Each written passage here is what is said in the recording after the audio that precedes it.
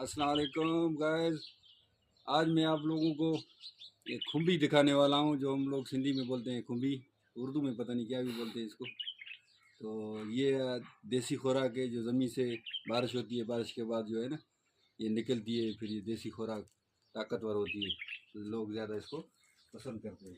ये आपको दिखाता हूँ ये कैसी चीज़ है। ये लो, नज़दीक ले आओ, कैमरामैन को बोलूँगा थोड़ा नज़दीक ले आओ। ये देखो, पैदा हुए ज़मीन से, अभी देखो बिल्कुल नज़दीक साथ हाथ से ये इसको ऐसे निकाला जाता है। ये डबल है, दो है हाँ? ये असल में इसको टाइम ज़्यादा हो गया है तो ये ब्लैक हो गई, काली हो गई, नहीं तो ये खाने के भी काबिल नहीं है। अगर ये जल्दी हम निकाल लेते, बारिश को तकरीबन 1 हफ्ता हुआ है बारिश हुई है ना, तो हमने पहले नहीं देखा था। आज हमारी इसके ऊपर नज़र पड़ी है। एक और है, इसको देखते हैं, चेक करते हैं।